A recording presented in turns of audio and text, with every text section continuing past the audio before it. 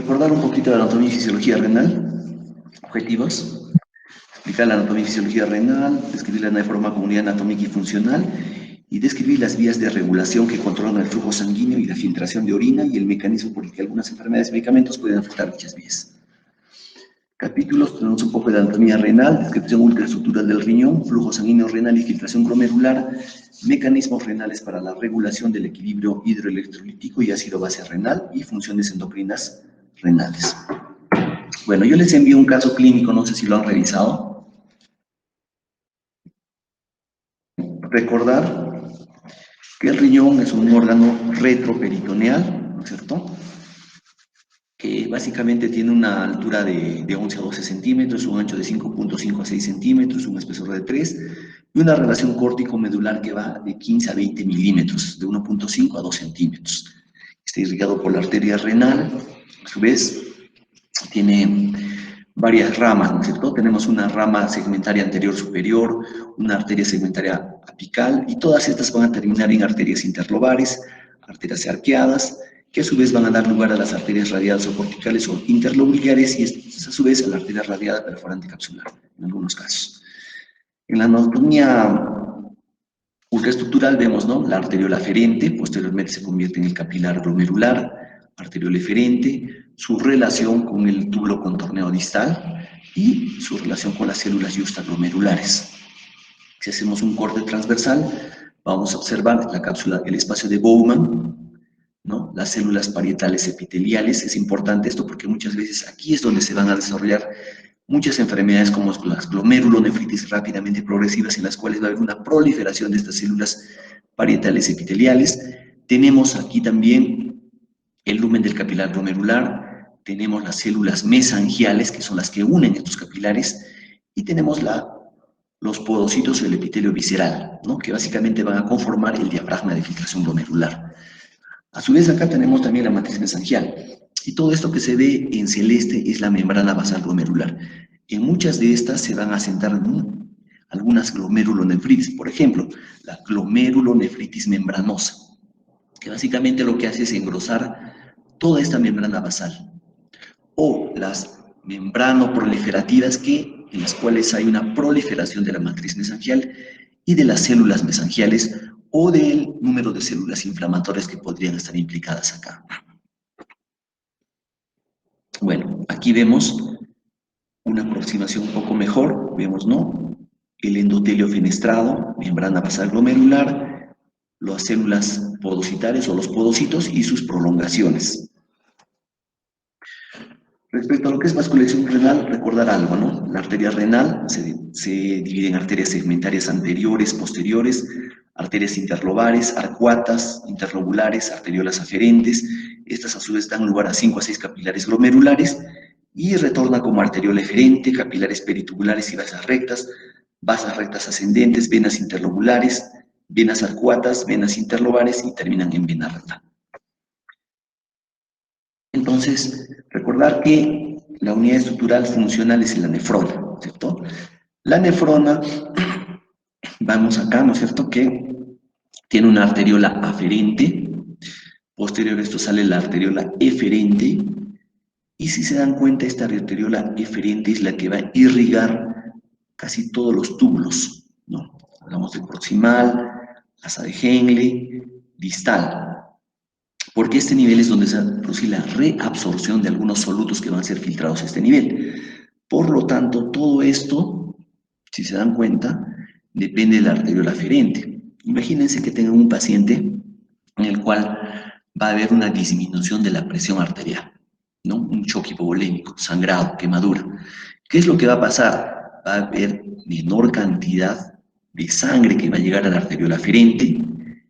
Para tratar de mantener la filtración glomerular, probablemente hay una vasoconstricción de la arteriola eferente, pero ¿esto qué nos va a llevar? Nos va a llevar a que va a haber una disminución del flujo sanguíneo a nivel de los capilares peritubulares.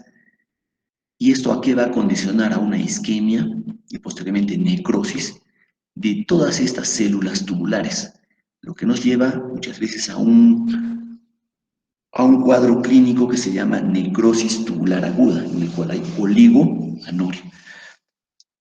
Es por eso que quiero que entiendan esta parte, ¿no? De la vascularización renal. Entonces, toda esta, la arteriola eferente va a venir de la arteria renal. Pero la arteriola eferente, si se dan cuenta, va a ir a drenar, ¿a dónde? A la vena renal. Y regresa nuevamente. O sea, todo lo que se ha filtrado a este nivel va a regresar a la circulación general. Esto ya dijimos, cada riñoncito tiene 1.000.000 de glomérulos, ¿no? Y como veíamos, ¿no? Acá, en la corteza hay mayor cantidad de glomérulos, mayor circulación, y es por eso que en la ecografía renal ustedes van a ver que esto es más ecogénico, ¿no? Más oscuro. ¿Por qué? Porque hay mayor circulación. Recuerden que la ecografía lo que ve, todo lo que se ve en la ecografía en líquido se ve negro, ¿no? Y lo que tiene menos circulación se ve blanco. Entonces, por eso es que hay una diferenciación córtico-medular. La parte de la corteza la van a ver oscura y la parte de la médula la van a ver más clara porque hay menos circulación. Eso también nos permite, cuando pedimos una ecografía, nos permite saber más o menos, inferir cuando un paciente tiene una enfermedad renal crónica o una insuficiencia renal aguda. En los pacientes con insuficiencia renal aguda todavía no hay cambios a ese nivel, o sea, hay una buena diferenciación entre la corteza y la médula. En los pacientes con enfermedad renal crónica, en los cuales muchos de estos glomérulos se han escleroseado, se han atrofiado, obviamente el tamaño del riñón va a ser más pequeño porque estas estructuras que antes eran glomérulos van a ser reemplazados por colágeno tipo 4, ¿no es cierto? O sea, hay una cicatrización. Por lo tanto, ustedes van a, ahí a través de la ecografía, van a también saber más o menos cuándo un paciente tiene enfermedad renal crónica o si el problema es agudo, ¿de acuerdo? Entonces, como les decía, ¿no? En la corteza hay mayor vascularización, en la médula menor vascularización. Si hubiera un problema de flujo vascular a este nivel, un problema de hipotensión arterial, entonces obviamente quien va a sufrir más es la médula. ¿Y qué encontramos en la médula? Encontramos todos los mecanismos de secreción y de reabsorción a nivel tubular. Por lo tanto, se va a comprometer todos los problemas, todas las situaciones en las cuales haya, por ejemplo, control de bicarbonato, reabsorción de sodio, potasio, ¿no? Problemas de concentración de la orina. Bueno, entonces la unión funcional con la nefrona, está conformada por el glomérulo, túbulo contorno proximal, rama descendente delgada, rama ascendente delgada, rama ascendente gruesa, túbulo contorno distal, conector, túbulo colector cortical y medular. Y recordar que en la corteza hay mayor cantidad de glomérulos, túbulo contorno proximal y distal, en la médula es de asa de Henle y los túbulos colectores. Las nefronas corticales tienen asas de Henle cortas, las nefronas yuxtamedulares tienen asas de Henle largas. Ya, continuamos.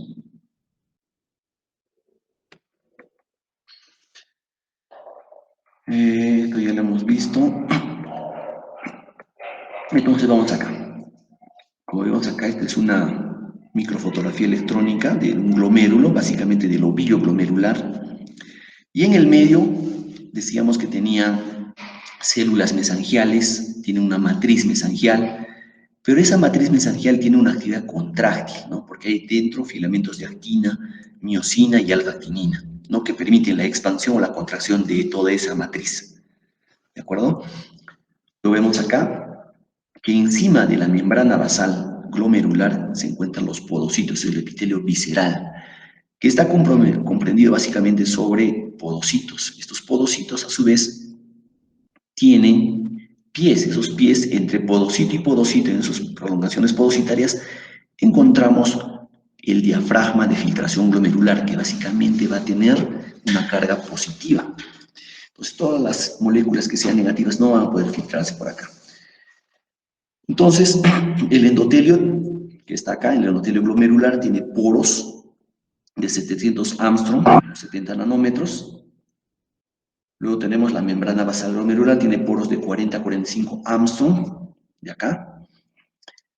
Y el diafragma de hendidura, que es este de acá, que es como una compuerta que se va a ir abriendo, tiene una hendidura de 30 a 40 nanómetros.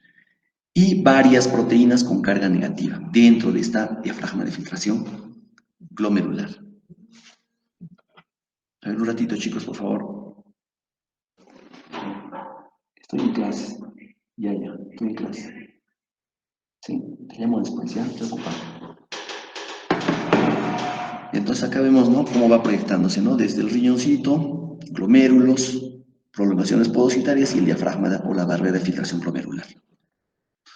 Los pericelos que van envolviendo y aquí vemos bien, un poquito más claro, ¿no?, los componentes de esta compuerta, nefrina, nef1 y nef2.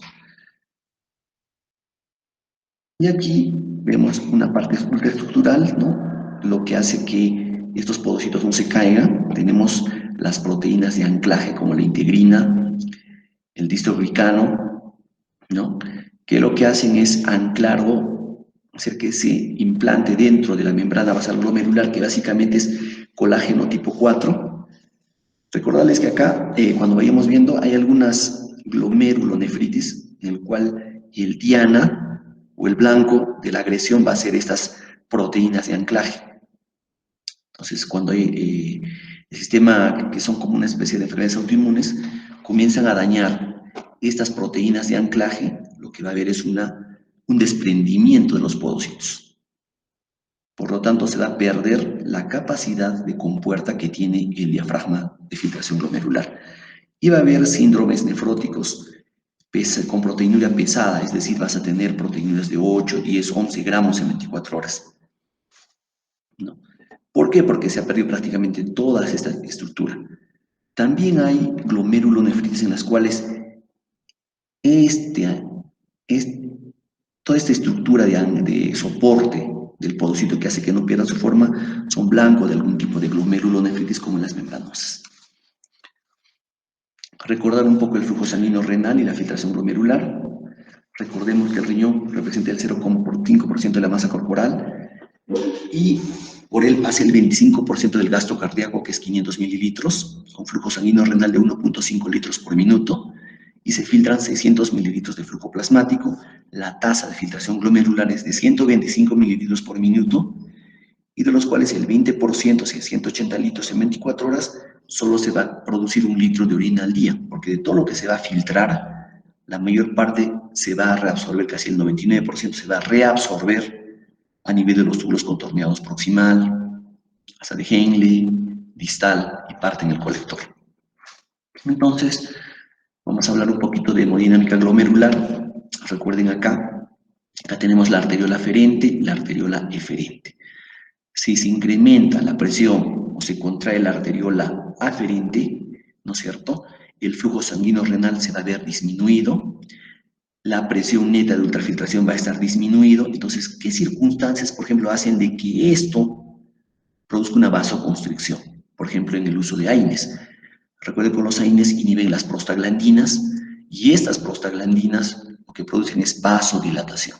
Entonces, en un paciente que de por sí está depletado de volumen por pérdida, por quemaduras, diarrea, vómitos, sangrados, va a haber una disminución, ¿no?, de la presión sanguínea. Y tú le das AINES sobre eso, lo que vas a hacer es que fisiológicamente ante esa situación debía sintetizarse prostaglandinas que van a aumentar el calibre de esta arteriola aferente, llevando a una mejor filtración, llevando a un mejor flujo sanguíneo renal. Pero si tú le has dado AINES para el dolor, obviamente lo que va a pasar es de que disminuye o se va a producir una vasoconstricción por inhibición de prostaglandinas, va a llevar a una disminución del flujo sanguíneo renal y una disminución de la presión de filtración glomerular. Si estuviera aumentado o estuviera vasodilatada la arteriola aferente, va a haber un aumento del flujo sanguíneo renal y un aumento de la presión de filtración glomerular. Pero si en la arteriola eferente, por ejemplo, ¿no es cierto?, hubiera una vasoconstricción, pero en la eferente está vasodilatado, ¿no es cierto?, va a haber una disminución del flujo sanguíneo renal, pero va a haber una presión de filtración alta. ¿Pero por qué me dicen esto? Porque en realidad también después de las arteriolas eferentes están los capilares peritubulares. Por eso es que va a haber una disminución del flujo sanguíneo renal. Ahora, si a este nivel está vasodilatada la arteriola eferente, entonces va a aumentar el flujo sanguíneo renal, pero la presión de filtración glomerular va a estar disminuida porque va a disminuir la presión hidrostática. a nivel del capilar glomerular. Entonces, como les decía, ¿no? Una presión glomerular normal es que está aumentado o está vasodilatado la arteriola aferente, ligeramente disminuida la presión de la arteriola eferente, ¿no es cierto? Que básicamente está controlada la arteriola eferente por la prostaglandina I2 y la arteriola eferente no va a responder a la angiotensina 2. Entonces, en este caso, como les decía, la arteriola aferente está vasocontraída por el uso de AINES, entonces va a disminuir la presión de filtración glomerular. Aquí está dilatado porque has usado IECAS o ARA2 que han contrarrestado la acción de la angiotensina 2, entonces va a disminuir la presión de filtración glomerular, una disminución de la presión hidrostática a nivel del capilar glomerular, pero obviamente el flujo sanguíneo renal, después de esto, a nivel del capilar, los capilares peritubulares, va a estar bien. Recordar que lo que se elimina a nivel de la cápsula de Bowman es el agua, urea, glucosa, aminoácidos, ácido úrico y diferentes tipos de electrolitos. Y a medida que va pasando por los diferentes tipos o los diferentes segmentos de los túbulos, sea proximal, asa de Henle o distal, se va a ir reabsorbiendo diferentes tipos de sustancias. Eso las vamos a ir viendo poco a poco. Bueno, esto lo vemos después. Aquí está. Entonces, ven ustedes que va a filtrar. Este es los túbulos. Y estos son los capilares peritubulares, donde se va a producir la reabsorción, o en algunos casos se va a llevar la secreción. Entonces vamos viendo, dependiendo de qué drogas pueden afectar ese flujo sanguíneo renal. Por ejemplo, la epinefrina va a aumentar la resistencia de la arteriola aferente, tanto también de la arteriola eferente, por tanto se va a producir una vasoconstricción y va a haber una disminución del flujo sanguíneo renal. La presión neta de ultrafiltración se va a mantener constante, no va a aumentar ni va a disminuir, pero la tasa de filtración glomerular se va a ir disminuyendo. Otro medicamento, los AINES. Los AINES lo que hacen es aumentar o producen vasoconstricción de la arteriola aferente, producen algo de vasoconstricción de la arteriola eferente, disminuye el flujo sanguíneo renal, disminuye la presión neta de ultrafiltración glomerular y disminuye la tasa de filtración glomerular. Tenemos acá la prostaciclina, aquí abajo. Disminuye la presión de la arteriola aferente, es decir, va a haber una vasodilatación. En la eferente no está bien conocido, pero eso va a hacer que se aumente el flujo sanguíneo renal, aumente la presión neta de ultrafiltración glomerular y va a haber un aumento de la tasa de filtración glomerular. Entonces, los IECAS o ARA2, los IECAS y ARA2 disminuyen un poco el flujo sanguíneo renal, se disminuye la resistencia arterial, pero a nivel de arteriola eferente va a ser más fuerte su efecto. Y eso aumenta el flujo sanguíneo renal porque va a llegar mayor cantidad de sangre a los capilares peritubulares, pero va a disminuir la presión hidrostática a nivel del capilar glomerular y a nivel aumenta la resolución de potasio, ¿no? Pero a nivel de la tasa de filtración glomerular va a estar un poco, es desconocido, va a estar disminuido. Entonces, ¿qué factores causan una reducción de la resistencia arteriolar aferente? Entonces, tenemos factores vasculares, como cuáles. Tenemos factores vasculares como el óxido nítrico, prostanoides, calicreínas, péptido arterial natriurético, angiotensina 1 y 7 y la hiperinsulinemia. Y a nivel tubular tenemos el feedback tubulo-glomerular que lo vamos a revisar posteriormente. Bueno, ¿qué factores incrementan la presión neta de la arteriola eferente? No, la resistencia. Tenemos la angiotensina 2, el tromboxano A2, endotelina y especies reactivas de oxígeno a este nivel.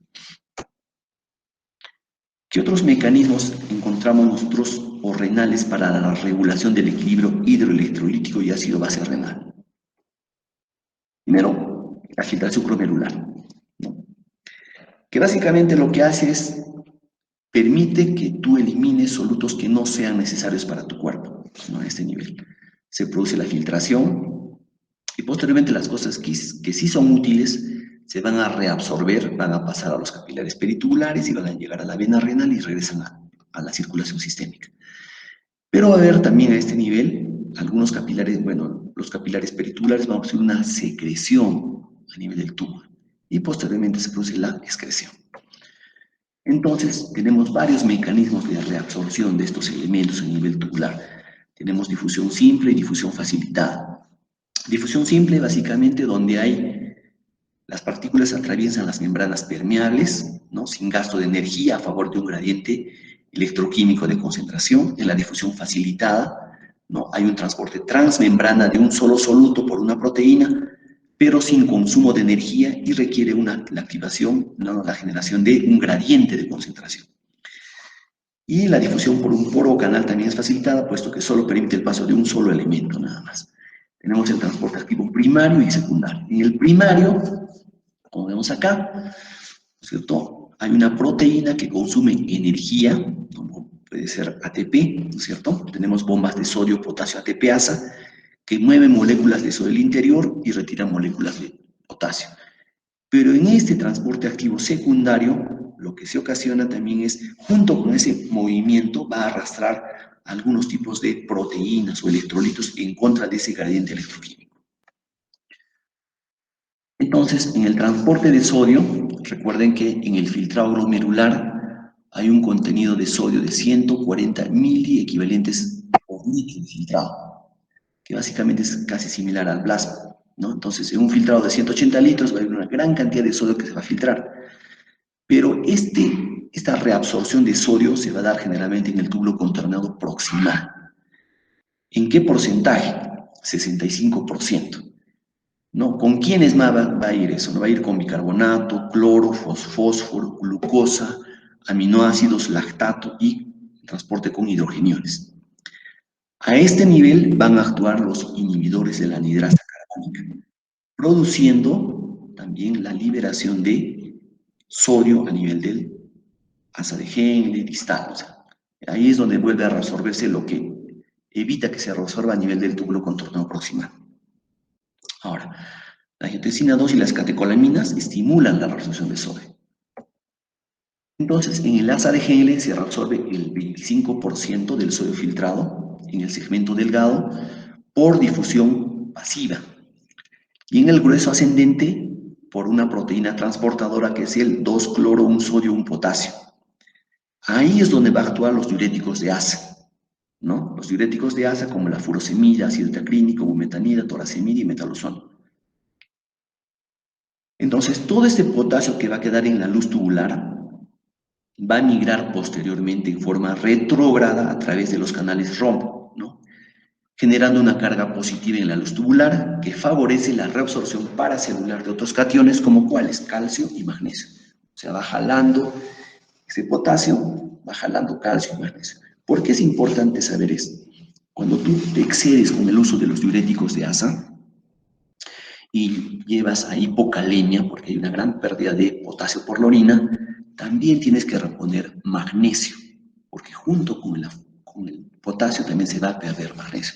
Entonces, hay situaciones en las cuales en pacientes cardíacos que tienen una congestión pulmonar o tienen edemas, utilizas gran cantidad de bolos o bomba de infusión de furosemida, ¿no? Infusión de furosemida en dosis altas, estamos hablando de 200, 300 miligramos, entonces vas a perder. Entonces tú comienzas a reponer potasio y te das cuenta que no llegas a tu objetivo. Entonces ahí te das cuenta que también tienes que reponer magnesio. O sea, siempre va de la mano potasio con magnesio. Bueno, en el túbulo contorneado distal se reabsorbe un 5 a 8% del sodio filtrado gracias a la proteína transportadora 1, un sodio, un cloro, que es inhibida por los diuréticos tiacídicos, como cuáles, hidroclorotiacidio, clortalidona, indapamida, y en este segmento también hay absorción de calcio y magnesio, es transcelular. Entonces, a este nivel no tenemos esta proteína transportadora de un sodio, el cloro, ¿no es cierto?,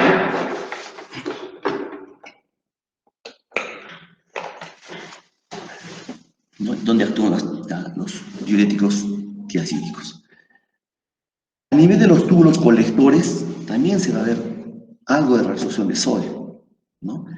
Recordar que los túbulos colectores tienen dos tipos de células, células principales y células intercaladas.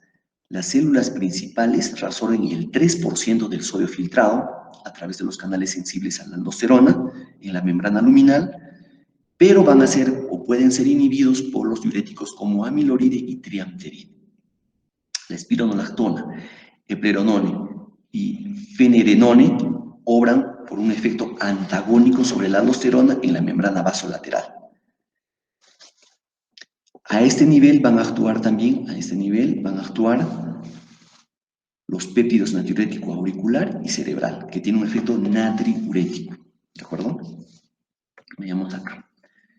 Respecto a lo que es el balance de potasio, el riñón es importante en el balance de potasio corporal. Elimina el 90% del potasio aportado en la dieta, siendo el 10% eliminado por el tubo digestivo y sudor.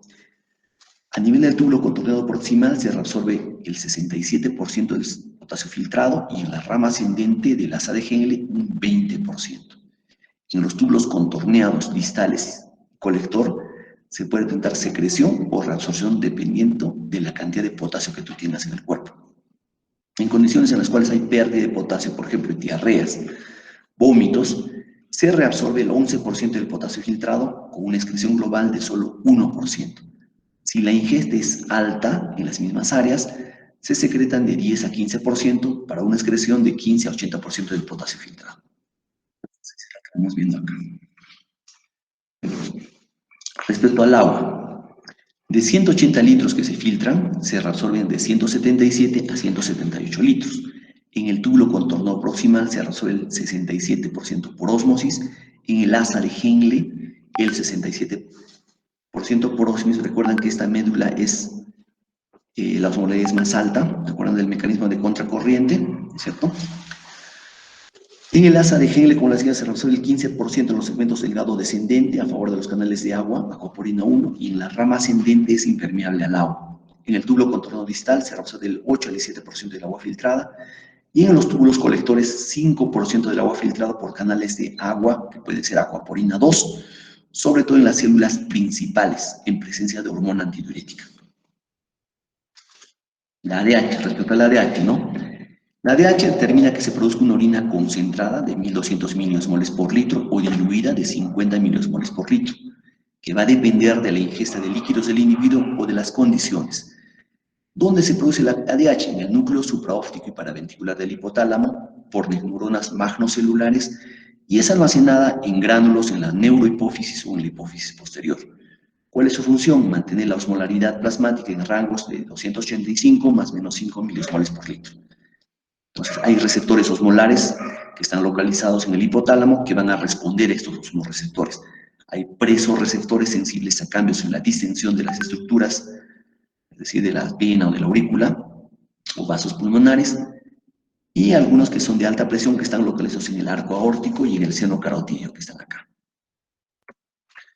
Entonces, la otra parte, en su participación del riñón en el equilibrio ácido-base, reabsorbe bicarbonato filtrado en el túbulo contorneado proximal a partir de la anhidrasa carbónica que está en la luz tubular, favoreciendo la conversión del bicarbonato filtrado a ácido carbónico al combinarse con nitrogeniones secretados.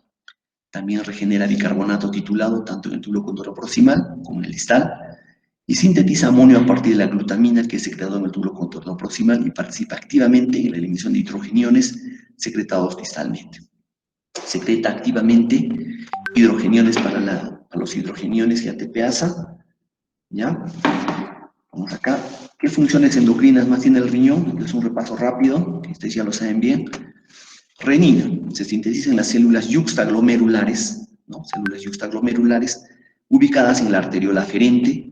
Se libera si el contenido de cloruro de sodio es bajo en el líquido del túbulo contorneado distal, ¿no? Y esto es sensado básicamente por la mácula densa que está a este nivel.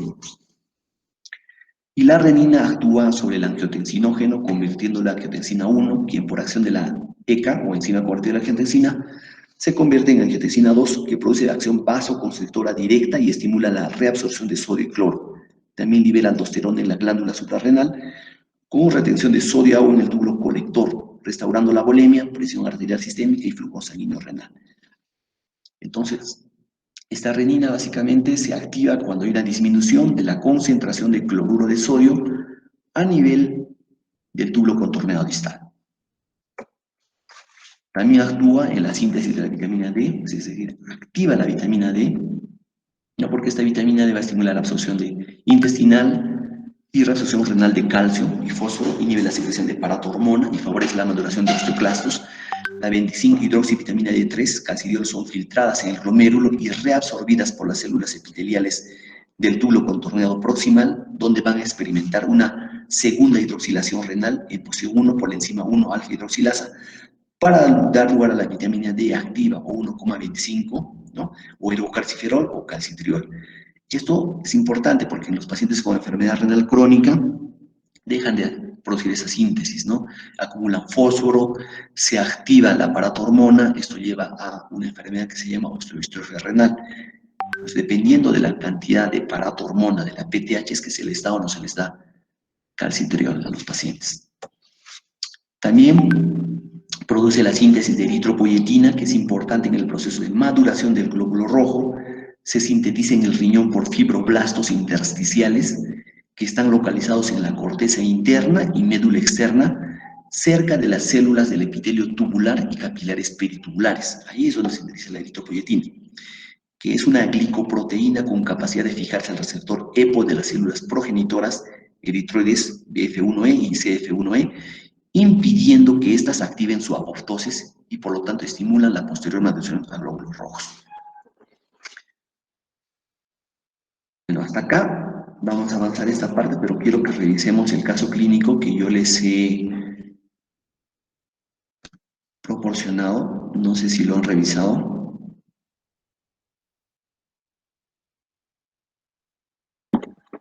Doctor, disculpe, en la primera sesión de clases indicó que el día jueves íbamos a revisar los casos clínicos en la segunda hora. Pero no, ¿lo han leído al menos o no? Y doctor, le hemos dado una leída. Ya. A ver, un momentito, por favor, chicos. A lo Walter, dime.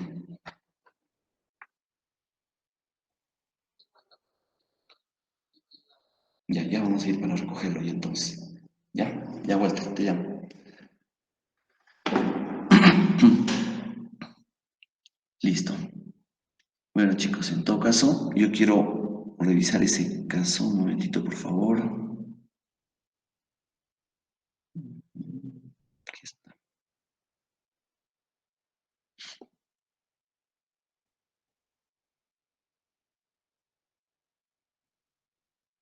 Ya.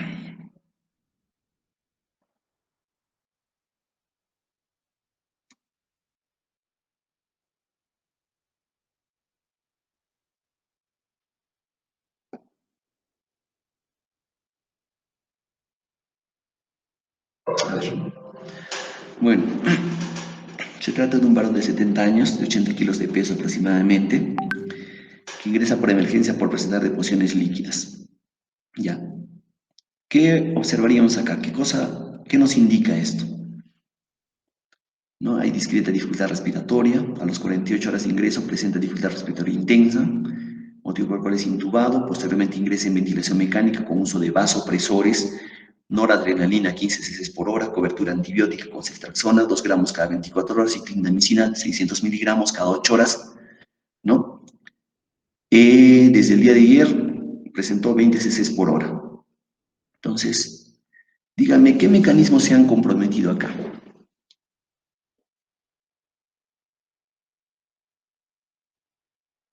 ¿Cuáles serían los problemas hasta el momento que ustedes están viendo? ¿Qué problemas se encuentran?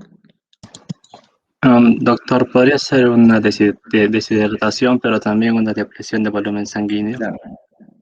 Sanguíneo no creo, porque ha tenido deposiciones líquidas. Entonces es una No, depresión de pero una volumen en disminución del general, volumen sanguíneo. O ¿no? sea, Una depresión de volumen, ¿no es cierto? ¿Por qué? Por diarreas, ¿no? O sea, se ha deshidratado, tú dices, no, eso te lleva a una depresión de volumen. Entonces la pregunta acá es, ¿por qué tendría que afectarse el riñón si hay depresión de volumen? por una disminución de la presión hidrostática que compromete el filtrado glomerular. Exacto. O sea, si baja la presión arterial media, por debajo de 65 milímetros de mercurio, lo que va a pasar es que va a haber una disminución del aporte hacia la arteriola aferente, o sea, menos sangre va a llegar. Por lo tanto, va a disminuir la presión hidrostática. ¿Qué es lo que va a llevar a eso? ¿A qué nivel de los túbulos proximal, distal, va a haber una mayor reabsorción de líquido, lo que te va a llevar a una disminución de tu diuresis? O sea, el riñón va a tratar de ahorrar agua, se va a activar la hormona antidiurética, va a haber mayor cantidad de reabsorción de sodio y de agua a nivel de los túbulos contorneados. ¿Cuál sería tu actitud ante eso? ¿Qué es lo que tú harías?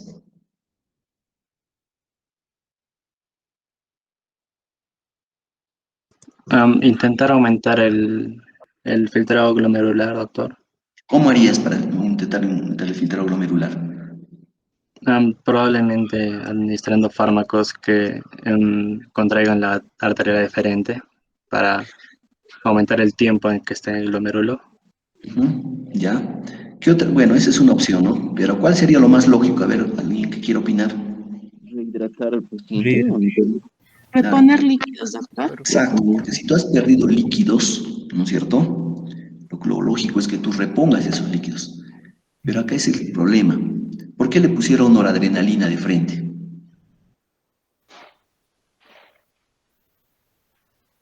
¿Qué pasó?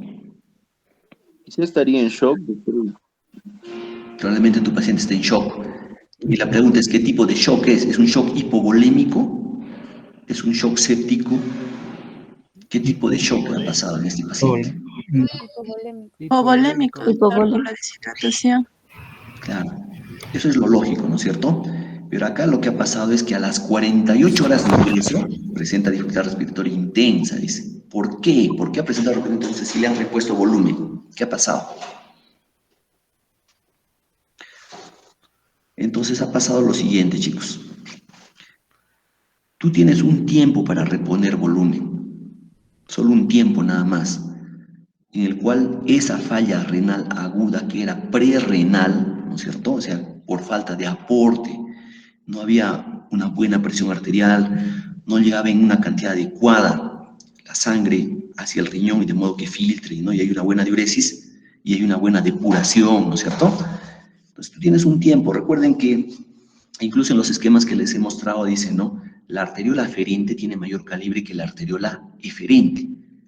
Y la arteriola eferente es la que irriga los túbulos, ¿no? Túbulo contorno proximal, distal, ACDG, lo que ustedes quieran, ¿no es cierto? Son los capilares peritubulares. Mientras más te demoras tú en reponer el volumen, lo que vas a llevar es una necrosis tubular, es decir, esos capilares peritubulares, al no haber tenido aporte sanguíneo adecuado a las células tubulares, estas células tubulares van a sufrir isquemia y luego necrosis, y se van a morir. Entonces no van a cumplir su función. Entonces tú le pasas volumen, 3, 4, 5 litros, digamos que lo has repuesto, pero no se va a filtrar, tampoco va a salir porque hay una necrosis tubular aguda. Entonces, ¿qué es lo que va a pasar? Tu paciente va a aumentar la presión, pero esa presión hidrostática que tú le has aumentado te va a llevar a edema, y te va a llevar a edema agudo de pulmón. Entonces tú tienes un tiempo para reponer volumen. Si pasas de ese tiempo, todo el volumen que tú que repongas va a salir fuera, ¿no? De la luz vascular y se va a ir al intersticio y se va a ir al pulmón. En este caso, este paciente no solo era un proceso de diarrea simple, ¿no? Con depresión de volumen, era un shock mixto, era un shock hipovolémico más un shock séptico. Y el shock séptico lo que hace es una vasodilatación generalizada y por más que tú repongas volumen, si no das vasopresor, el paciente va a bajar más la presión, por lo tanto va a disminuir la presión de filtración glomerular. Razón por la cual le han dado vasopresores como noradrenalina 15 cc hora. Pero como ha sido tarde la reposición de volumen, han producido ellos un edema agudo de pulmón, motivo por el cual lo han intubado y lo han llevado a ventilación mecánica. ¿Cuál ha sido la cobertura antibiótica de este paciente? Ceftriaxona 2 gramos cada 24 horas y clindamicina 600 cada 8. ¿No es cierto? Ahora, si se dan cuenta, este paciente un día antes ya tenía 20 cc hora, entonces ha comenzado a hacer oligoanuria. ¿Qué ha pasado? Vean su AGA y electrolitos. ¿Qué les llama la atención el AGA y electrolitos?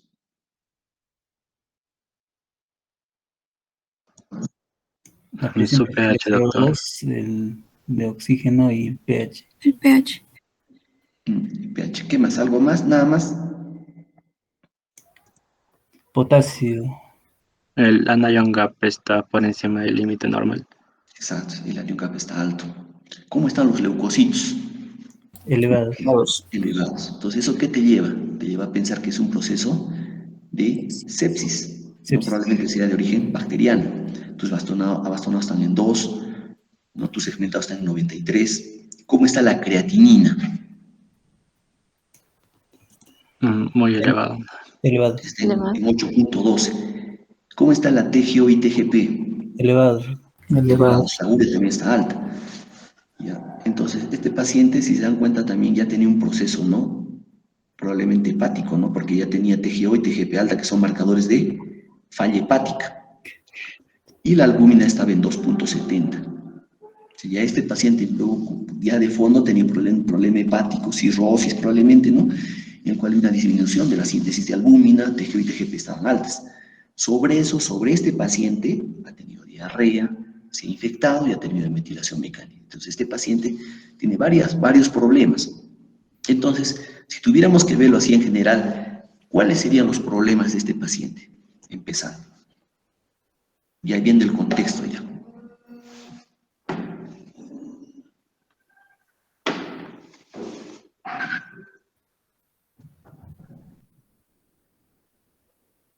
Y relacionarlo con lo que ya hemos hablado ya a nivel de la fisiología glomerular y todo eso. Fisiología renal.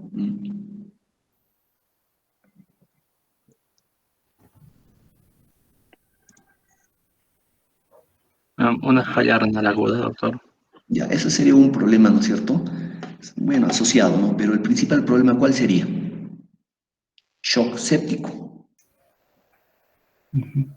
Ese es el principal problema ahorita. Shock séptico, ¿no? Que ha llevado, ¿no es cierto?, a una falla renal aguda, que ha llevado a una acidosis metabólica probablemente, que ha llevado a un trastorno hidroelectrolítico que es una hipercalemia, ¿no es cierto? Y asociado, probablemente tenga este paciente un problema de cirrosis hepática, ¿no? Como antecedente. Ahora, si ya sabes cuáles son los problemas, ¿cuáles serían las soluciones ante esto? Problemas, soluciones. ¿Cuál sería la solución? ¿Cuál sería tu estrategia? ¿Cómo te plantearías tú para decir, no vamos a hacer esto?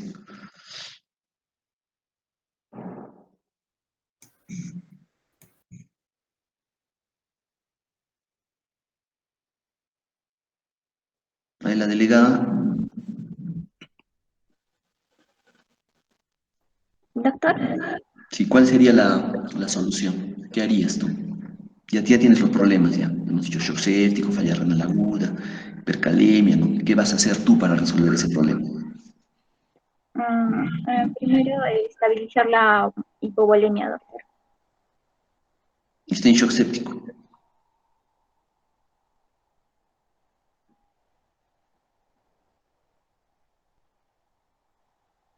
A ver, otro que quiero opinar.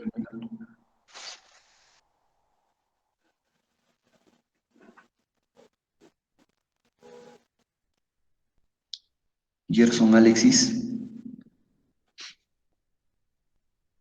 Buen día, doctor. ¿Qué harías?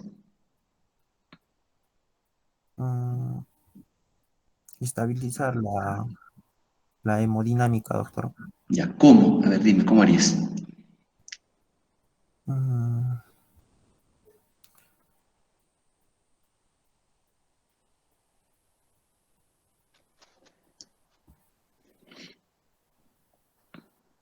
El González Cayo.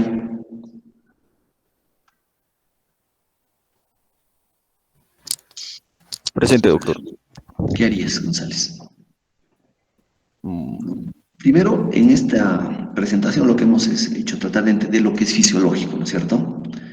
Que hemos visto lo que es fisiológico y hemos entendido cómo es la hemodinámica glomerular y todo lo que se compromete. Hemos visto un caso clínico de un paciente que tiene un shock séptico. Tiene falla renal aguda, ¿no es cierto? Tiene trastornos hidroelectrolíticos, ácido base. La pregunta es, ¿cómo resolvemos estos problemas? ¿Cómo nos planteamos cuál va a ser nuestra estrategia? Y hemos identificado que el problema principal es shock séptico. ¿Qué hacemos? ¿Cómo manejamos el shock? Doctor, como usted dijo, el problema es la vasodilatación, entonces podríamos empezar con vasoconstrictores para aumentar la presión arterial en este tipo de choque. ¿Ya? ¿Qué más? También, como en el caso, utilizaron cobertura antibiótica para prevenir infecciones y tal, también escuché en este tipo de choque. Claro. ¿Ya? En segundo lugar, ¿qué más haríamos? Bueno, está bien. Ya después, poco a poco, vamos a ir analizando qué tipo de antibióticos se utilizan en diferentes tipos de infecciones, ¿no? Entonces vamos a ver que de repente lo que ellos le han dado no es lo adecuado, ¿me entiendes? Ya, sigamos. ¿Qué más Asistencia haríamos? ventilatoria. Sabes que tu paciente no está ventilando bien, ¿sí o no? Sí. ¿Qué haces? Asistencia. Aseguras vía aérea. ¿Qué le pones? Lo conectas a un ventilador mecánico, ya. ¿Qué más? ¿Qué otro problema más teníamos? Nos ha faltado ese problema, insuficiencia respiratoria aguda de tipo 1. Ya. ¿Qué otro problema más tenemos? Cerruto, a ver, ¿qué otro problema más tenemos? Hay una falla renal aguda que podríamos Ya hacerle está. diálisis, doctor. ¿Qué debemos hacer? Diálisis. Terapia de reemplazo renal, ¿no es cierto? Terapia de reemplazo renal. Pero tiene hipercalemia. Te vas a demorar hasta hacerle la diálisis. ¿Qué vamos a hacer? Para Administrar contrarrestar esa líquidos, hipercalemia. ¿Cómo? Montoro, ¿qué admi- dices? administrar líquidos, como tiene una hipovolemia para... Podría ser, ¿no? También podríamos administrar líquidos, pero también recuerda que también es contraproducente porque tú ya asumes que tu paciente está haciendo edema agudo de pulmón. Si le das más líquidos, lo más probable es que lo encharques más y tu problema para salir del ventilador va a ser un poco más difícil. Entonces, ¿qué es lo que va a pasar? Tú le pones más volumen, pues se va a congestionar más y en ese instante tú vas a querer dializarlo, ¿no? Y vas a querer sacarle agua. Pero como está hipotenso tu paciente, no le vas a poder retirar mucho líquido con la diálisis, porque lo vas a hipotensar más y vas a requerir más noradrenalina, más adrenalina, ¿me entiendes? Hay un punto también. ¿Ya qué más podemos hacer? Si yo les dijera que este paciente está haciendo trastornos de la conducción, arritmia, está haciendo una fibrilación ventricular, porque tiene un potasio de 6.7, ¿qué haríamos en ese caso? Bueno, yo sé que todavía esa cosa no la saben, ¿no? Pero más o menos quiero que vayan entendiendo cómo va a ser la dinámica, ¿no? Quiero que vayan revisando cositas y... Es como que estuviera viendo al paciente, ¿me entienden? ¿Qué harían en ese caso? Si tiene hipercalemia, ¿cuál sería lo lógico? Doctor, Claro, doctor, la hipercalemia hace que entre en paro cardíaco, doctor. Paro cardíaco. O sea, el riesgo es que ese paciente vaya a entrar en paro cardíaco. Va a ser una fibrilación ventricular y va a ser paro cardíaco. ¿Cómo hacemos para evitar eso? doctor, ¿se le podría administrar insulina? De paso que le bajamos la glucosa, no, y bajamos también el potasio. ¿Ya? ¿Sabes más o menos cuál es el mecanismo para que este pacientito le bajas el potasio con la insulina?